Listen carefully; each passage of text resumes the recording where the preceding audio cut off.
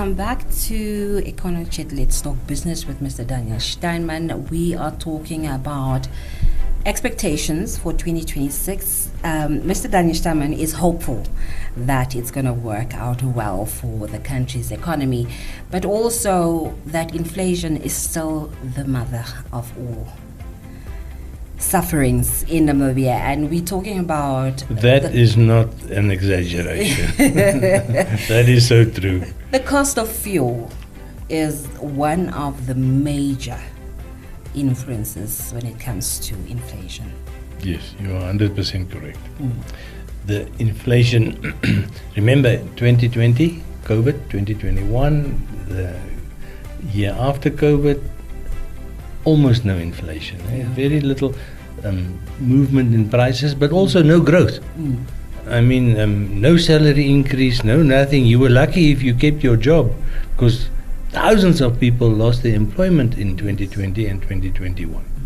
2022 was sort of a bridging year, and then suddenly in 2023, the inflation hit us. Now again, this inflation, I think I've said it a million times on our program, is not Namibian induced.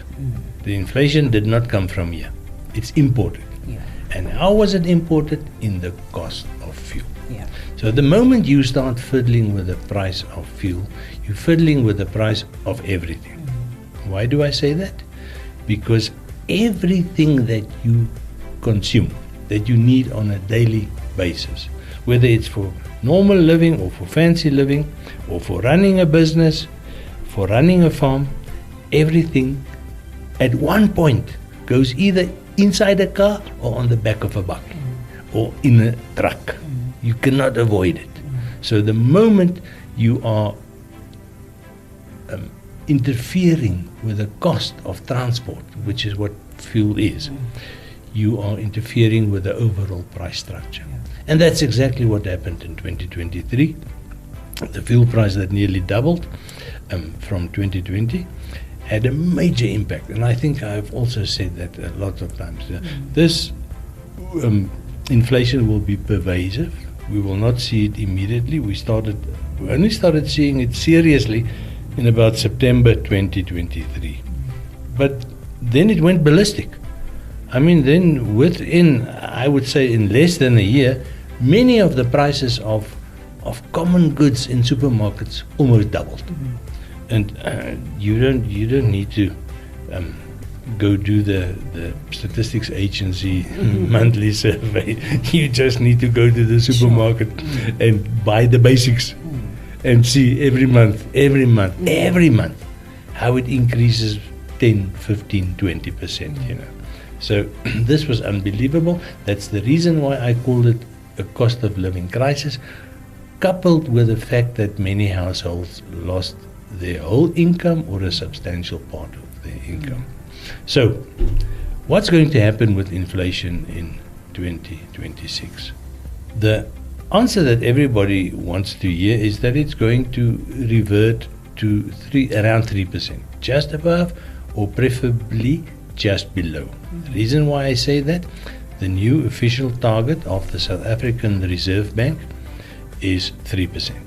Remember, it was always for many years, about 20 years, it was a band between 3 and 6%, but very often it was closer to 6% than to 3%.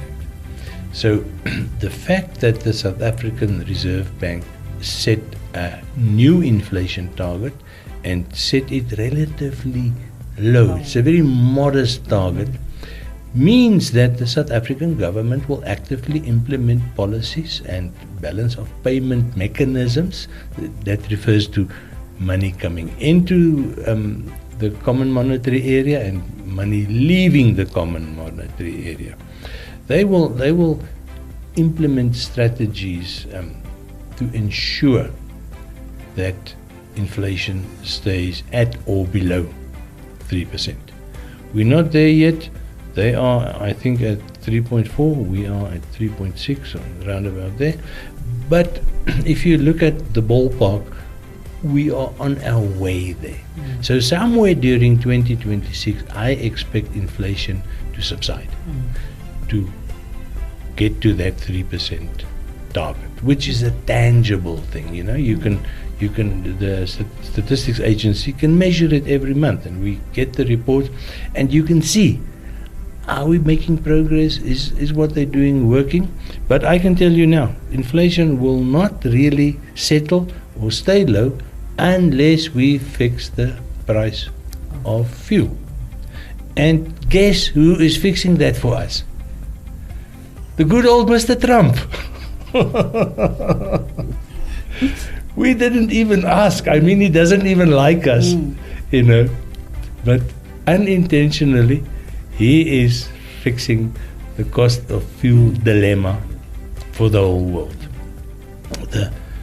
The person who is on the opposite side of the spectrum is the not so good old Mr. Putin. But I think that shock, that energy shock that was caused by the war in the Ukraine, most of Western Europe has now sort of overcome that by sourcing different sources of energy, by going to alternatives, by investing in the renewables, very, very big. Europe is now officially the biggest receiver of renewable investment to reduce the dependence on Russia. So it means that the price shock in energy that came from Russia has been neutralized. And it is now further, the price of crude is now further, I wouldn't say undermined.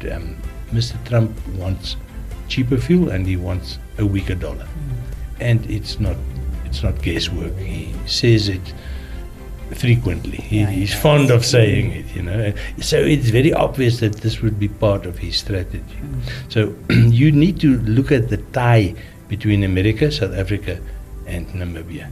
And then you start seeing the bigger picture. You start seeing the dynamics. And you realize that interest rates in the United States, remember, he wants them down as well. If they go down, interest rates in South Africa go down.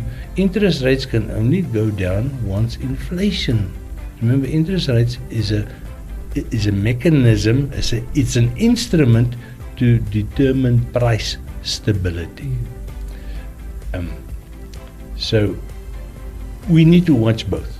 Interest rates in the United States will lead to an effect in South Africa, will have an impact in Namibia.